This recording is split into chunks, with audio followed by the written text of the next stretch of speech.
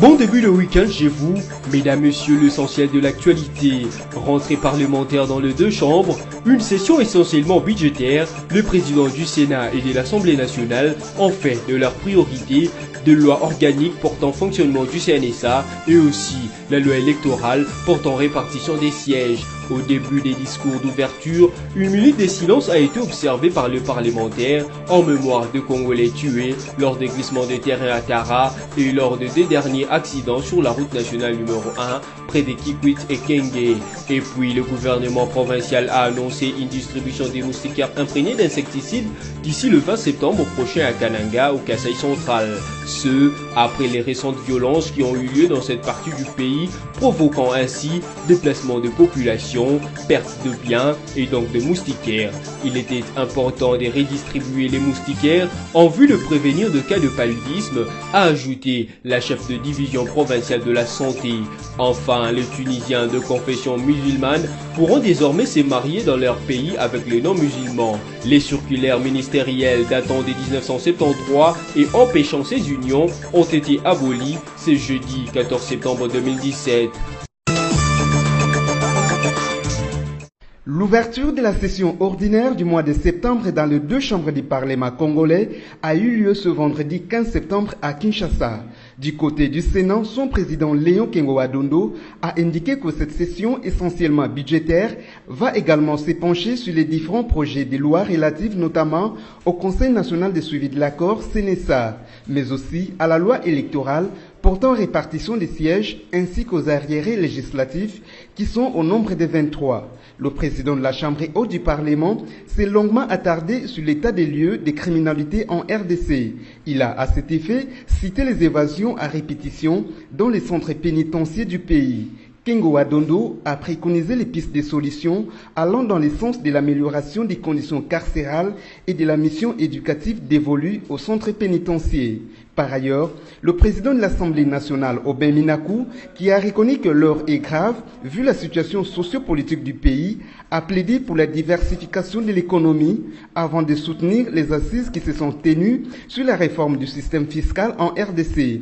Comme à la Chambre haute, le président de la Chambre basse fait de la mise en place d'une loi organique pour le fonctionnement du CNSA sa priorité. Quant au processus électoral en cours, Aubin Minakou a fait savoir que la loi sur la répartition des sièges sera mise en place dès que le CENI aura fini l'enrôlement des électeurs dans le Kasaï. Plusieurs lois liées à la réforme de la justice et de l'éducation figurent parmi tant d'autres matières à traiter au cours de cette session. Les présidents de deux chambres ont demandé à l'Assemblée, avant leur discours, d'observer une minute de silence pour tous les Congolais décédés ces derniers mois, notamment ceux de glissement de terrain à Tara dans la province de l'Ituri, les victimes de la milice Kamouina Nsapu et celles des deux derniers accidents de circulation sur la route nationale numéro 1 allant de Kinshasa à Kikwit.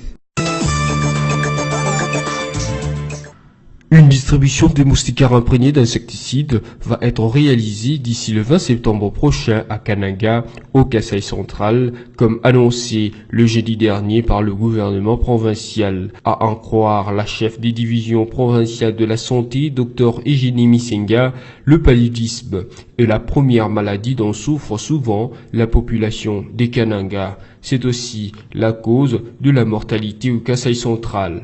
Elle rappelle également que le gouvernement de la République avait déjà adopté la distribution clinique de moustiquaires imprégnés après une période donnée. Et la dernière fois que cela a été fait, c'était en 2013. Après 4 ans d'utilisation, le moustiquaire perd ses vertus et nécessite donc un renouvellement, explique le docteur.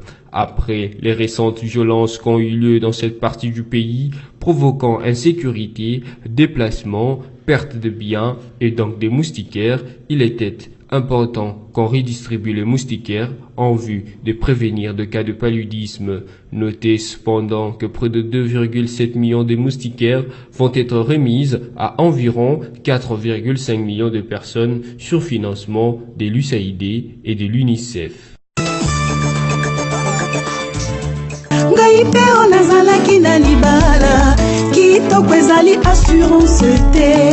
Mbiliabel confirme la fin de sa carrière musicale. Déjà annoncé le 10 janvier dernier, lors du 57e anniversaire de sa naissance, la nouvelle de retrait de Mbiliabel de la scène musicale active a été dernièrement publiée par les réseaux de l'Union des musiciens du Congo, UMC en sigle. La Cléopâtre de la musique congolaise a annoncé sa décision de retrait, tandis qu'elle a enregistré son opus appelé Signature 8646. Comme on pouvait s'y attendre, cette nouvelle a généré des réactions nombreuses et dans tous les sens. Certaines, eu égard à l'âge de la star féminine, 57 ans, qui ne se prête pas à une retraite, ont vite évoqué une maladie dont elle souffrait. Selon les témoignages concordants, Marie Mboyo Moseka, qui est la vraie identité de la star, serait empêchée par ses devoirs conjugaux. Son manager brazzavillois, qui est aussi son époux, lui aurait demandé de se retirer, laisse-t-on entendre. Signalons que Mbiliabel a commencé sa carrière musicale comme danseuse dans l'orchestre Tcheke Tcheke Love d'Mpongo Love. Après, elle a fait un passage dans les redoutables d'Abeti Masikini avant d'atterrir à Afrisa International des Rochero Taboulay. C'est dans ce dernier ensemble musical qu'elle a acquis une ampleur et une renommée internationale. Installée à Brazzaville, Mbiliabel propose à ses nombreux mélomanes son nouvel album Signature 8646 qui contient 21 titres et qui a été produit par la maison Aigle Center. Les Tunisiennes des confessions musulmanes pourront désormais se marier dans leur pays avec des non-musulmans. Les circulaires ministériels datant de 1973 et empêchant ces unions ont été abolis ce jeudi 14 septembre 2017. Cette annulation fait suite au souhait du chef de l'État qui, le 13 août dernier, jour de la fête de la femme en Tunisie, avait promis d'abroger ce texte, adressant une demande dans ce sens au gouvernement. Signalant que plusieurs organisations de la société civile mènent depuis des années un combat pour l'annulation de cette injustice faite aux femmes. Selon eux, la circulaire de 1973 constituait une violation du droit fondamental de tout être humain. En outre, les extrémistes et les conservateurs accusent le président tunisien Béji Caïd Essebsi de vouloir autoriser le mariage de femmes musulmanes à des non-musulmans, ce qui porte atteinte à la charia. La République démocratique du Congo a reculé de 2 places en Afrique pour le mois d'août, selon le classement FIFA publié le 14 septembre dernier. Elle, qui occupait à la fin du mois de juillet la 2e place, l'a perdue en faveur de la Tunisie. Elle, qui occupait à la fin du mois de juillet la 2e place, l'a perdue en faveur de la Tunisie. Les Léopards sont dévancés par l'Égypte, qui occupe la 1re place, la Tunisie la 2e place et le Sénégal la 3e place. Sur le plan mondial, l'équipe nationale RD congolaise est placée à la 42e position, reculant de 14 places. En outre, il s'y est de noter que les basketteurs de la RDC ont été éliminés en quart de finale de l'Afrobasket 2017 par la Tunisie dans la soirée du jeudi 14 septembre par la marque de 60 contre 81. Le parcours élogieux de la sélection congolaise s'est soldé par un bilan positif vu que le protégé du coach Papi Kembi avait pour objectif initial l'atteinte de quart de finale. Notez cependant que la RDC a battu lors de la 3e journée du groupe A l'équipe du Nigeria, championne d'Afrique en titre, une victoire qui lui a fallu sa qualification en quart de finale de l'Afrobasket 2017.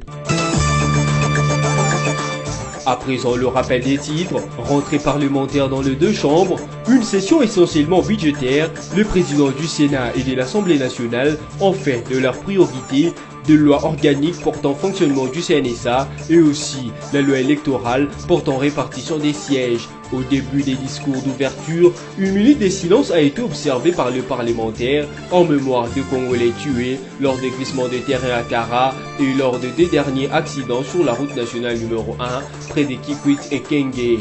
Et puis le gouvernement provincial a annoncé une distribution des moustiquaires imprégnés d'insecticides d'ici le 20 septembre prochain à Kananga, au Kasaï central. Ce, après les récentes violences qui ont eu lieu dans cette partie du pays, provoquant ainsi déplacement de population population, perte de biens et donc de moustiquaires. Il était important de redistribuer les moustiquaires en vue de prévenir de cas de paludisme, a ajouté la chef de division provinciale de la santé. Enfin, les Tunisiens de confession musulmane pourront désormais se marier dans leur pays avec les non-musulmans. Les circulaires ministériels datant de 1973 et empêchant ces unions ont été abolies ce jeudi 14 septembre 2017. C'est la fin de cette session d'information. Merci à vous de l'avoir suivi.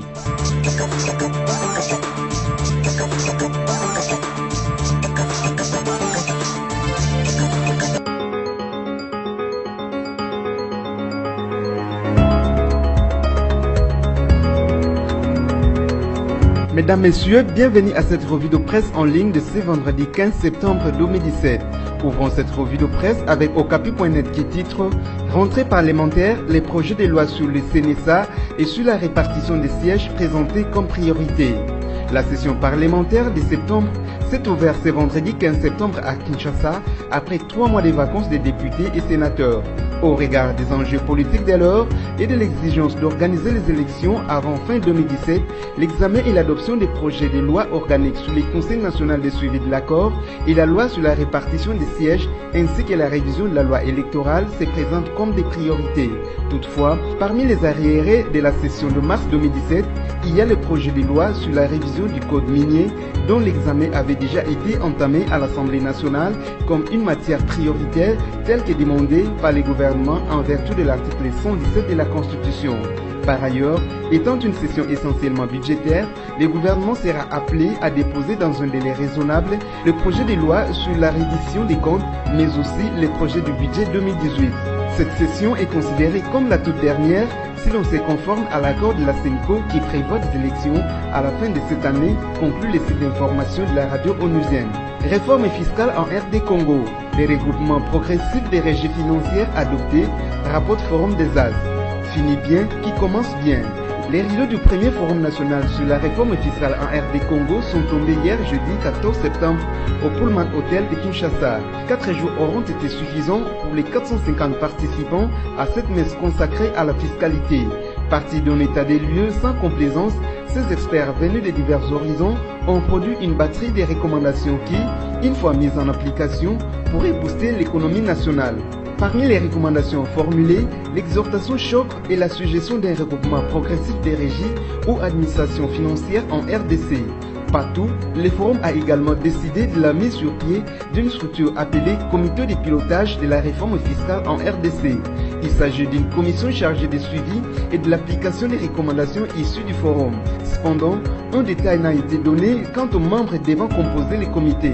Le train de la réforme fiscale en RDC vient effectivement d'être mis sur les rails.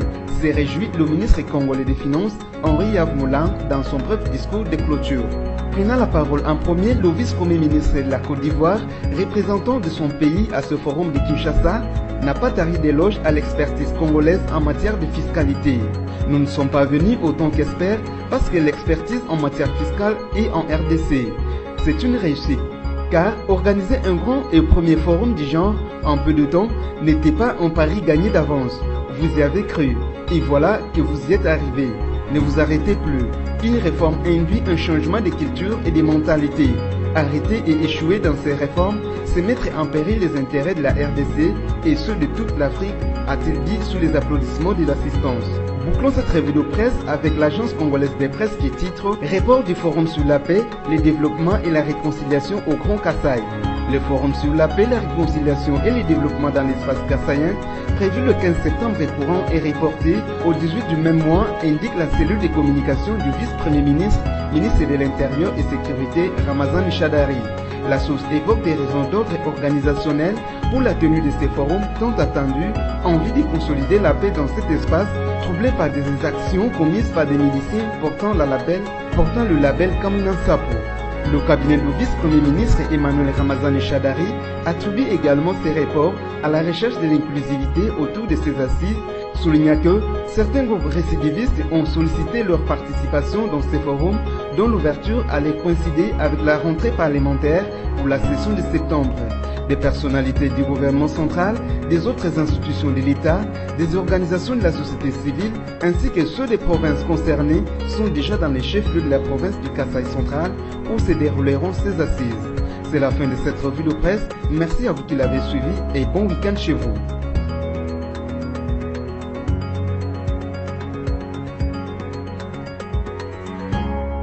Dans sa 24e édition, toujours aussi riche que diversifiée. Découvrez nos rubriques telles que la coopération et la diplomatie avec Joseph Kabila et Al-Sisi qui renforcent l'axe Kinshasa-Le Caire. La CIRGL fait bloc avec Kinshasa contre le terrorisme et les groupes armés. Économie et finances, le FPI cimente son partenariat avec la FEC. Henri Avmoulang stimule les opérateurs économiques de l'Est. Société, premières opérations à cœur ouvert réussies à Kinshasa. Sonas, Carole Aguito loue les efforts du personnel féminin. Congo Panorama, c'est surtout la une. Kabila pacifie le Kasaï. Votre magazine revient sur toute la tournée du chef de l'État dans le Kasaï pour la consolidation de la paix et le reconfort des populations éplorées. Découvrez également notre dossier élections. Élections, c'est parti. Ou encore les avis encourageants de l'OIF sur la CENI. Kabila, droit dans ses bottes. Infrastructure, la voirie de Kinshasa en pleine cure de réhabilitation avec l'OVD qui fluidifie la circulation et la CGT à fond sur les grands axes. En politique, élections apaisées, le garant s'est assumé. Joseph Kabila, les élections auront bel et bien lieu. Enfin, l'éditorial de Congo Panorama 24 avec Yvo Ramazani. Il a palpé. L'éditorialiste revisite le parcours pacificateur du président de la République et constate qu'à chaque menace contre la paix, il s'est toujours rendu à la rencontre des populations pour écouter et apporter des solutions. Et la situation au Kasaï n'a pas fait exception. Congo Panorama, s'investir pour un Congo émergent. Congo Panorama, toute l'actualité